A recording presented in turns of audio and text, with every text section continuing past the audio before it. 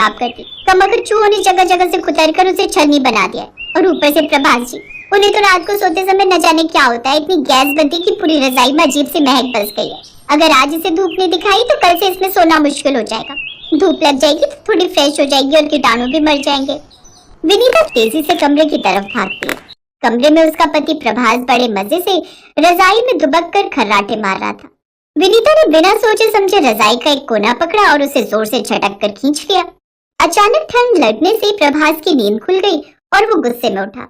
क्या बदतमीज है विनीता, क्या तुम पागल हो गई हो? तुम्हें दिखाई नहीं दे रहा कि आज संडे है और मैं कितनी शांति से सो रहा हूँ? कड़ाके की ठंड में कोई अपनी रजाई छोड़ता है क्या? तुम तो ऐसे रजाई छीन रही हो जैसे कोई डाकू लूट रहा हो। सोने दो मुझे, अभी अभी तो सुबह के सपने शुरू हुए थे। उठ जाइए प्रभास जी, संडे है तो क्या आप पूरे दिन चादर तान कर ही सोएंगे? सुबह के 11 बज चुके हैं। बाहर जाकर देखिए कितनी शानदार धूप खिली है।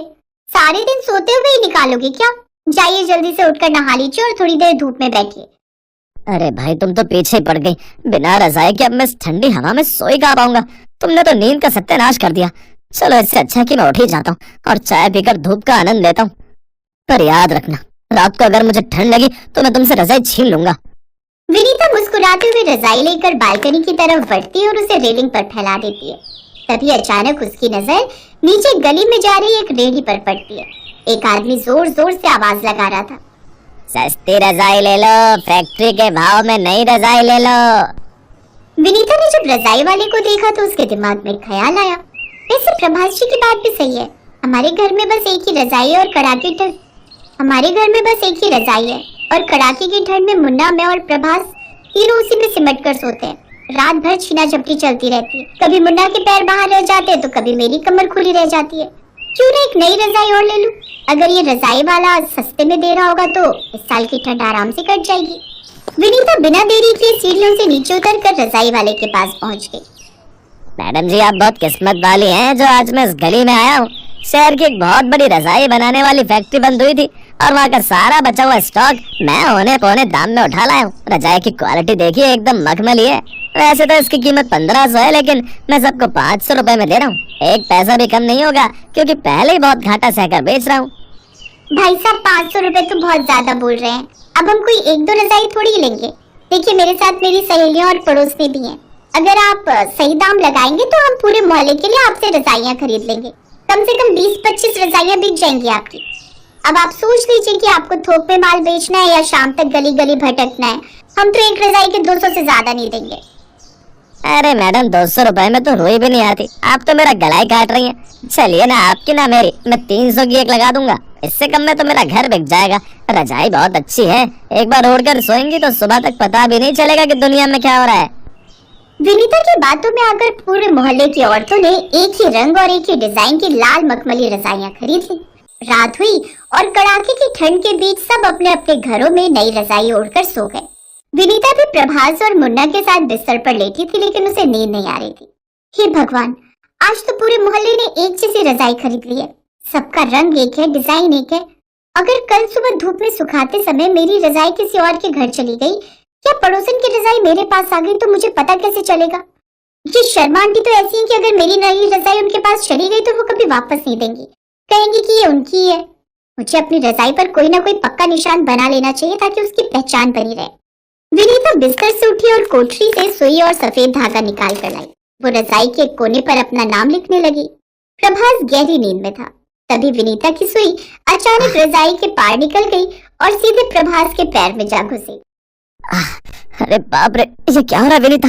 तुम पागल हो गई हो क्या? रात के 12 बजे और तुम रजाई के अंदर सुई धागा लेकर बैठ गई हो। तुमने तो मेरा पैर ही छेद दिया। पूरा मोहल्ला देखो शांति से सो रहा है, सड़कों पर परिंदा भी पर नहीं मार रहा और तुम हो कि यहाँ सिलाई कढ़ाई की दुकान खोलकर बैठी हो। मुझे सोने तो आज पता नहीं क्यों बहुत गहरी नींद आ रही है। अरे प्रभास जी, आप गुस्सा क्यों हो रहे हो? मैं तो बस पहचान के लिए नाम लिख रही थी। पर आप सही कह रहे हैं, आज मोहल्ला कुछ ज्यादा ही शांत है। ना तो मिस्टर अय्यर के घर से उनके खर्राटों की आवाज आ रही और न ही मिसेस शर्मा के घर से बर्तनों के गिरने की। यहाँ तक कि चौकीदार की सीटी भी नहीं सुनाई दे रही। इतनी ज्यादा शांति तो डरावनी लग रही है। अरे बाबा, ठंड ज्यादा है इसीलिए सब दुबक कर सो गए होंगे। अब तुम अपनी जासूसी बंद करो, रजाई में मुंह डालकर सो जाओ। मुझे तो अब बस और कोई बात नहीं करनी। मेरी आंखें खुद ब खुद बंद हो रही हैं। प्रभास इतना बोलकर रजाई के अंदर गया और जाते ही जैसे बेहोश हो गया। कुछ तो गड़बड़ है। या तो ये सोने का नाटक कर रहे हैं या फिर इस नई रजाई में कुछ लोचा है। लेटने के 2 मिनट के अंदर ही इंसान ऐसे कैसे सोच सकता है जैसे कोई कुंभकर्ण हो। मुझे बाहर जाकर देखना चाहिए। विनीता दबे पांव बालकनी में गई और छिपकर नीचे गली में देखने लगी। उसने देखा कि 2 आदमी काले कपड़ों में दबे पांव मोहल्ले में घूम रहे थे। विनीता ने अपनी सांसें रोक ली और उनकी बातें सुनने की कोशिश की। अरे भाई देख लिया मेरा कमाल, इस पूरे मोहल्ले को मैंने नींद वाली रजाई बेच दी है। इन रजाइयों की रुई में मैंने खास किस्म की नींद की दवा का स्प्रे किया था। जैसे कोई से ओढ़कर सांस लेगा वो गहरी बेहोशी में चला जाएगा। अब कम से कम 10 घंटे तक ये लोग मुर्दों की तरह सोएंगे। चल अब तिजोरियां साफ करते, आज तो अपनी लॉटरी लग गई। वाह उस्ताद, क्या स्कीम निकाली है। सबको लगा कि सस्ती रजाई मिल रही है, पर उन्हें क्या पता था कि वो अपनी बर्बादी खरीद रहे हैं। चल सबसे पहले उस अय्यर के घर चलते हैं, सुना है बहुत सोना है उसके पास। विनीता के तो पैरों तले जमीन ही खिसक गई। उसे अब समझ आया कि प्रभास और मुन्ना इतनी गहरी नींद में क्यों थे। उसने तुरंत अपना दिमाग दौड़ाया।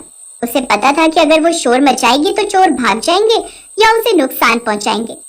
उसने पुलिस को फोन किया। तभी विनीता ने देखा कि चोर अय्यर जी के घर का ताला तोड़कर अंदर घुस गए हैं। विनीता ने अपनी नई रजाई उठाई और दबे पांव उनके पीछे गई।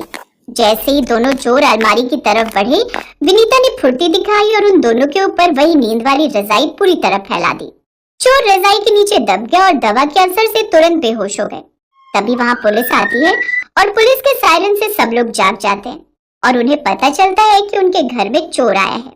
ओह माय गॉड विनीता बहन, सच कहूँ तो हमें इस मुसीबत में फंसाने वाली भी तुम ही थी, क्योंकि तुम्ही ने वो नई रजाई खरीदने के लिए सबको उकसाया था। पर ये भी मानना पड़ेगा कि अगर तुम जागती नहीं रहती तो आज हम सबके घर खाली हो जाते।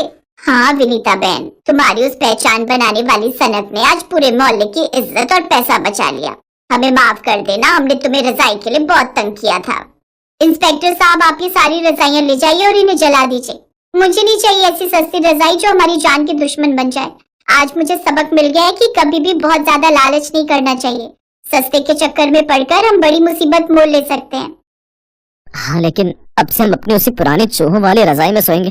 कम से कम वो वफादार तो है, और कल ही हमें एक अच्छी दुकान से महंगी लेकिन सुरक्षित रजाई लाएंगे।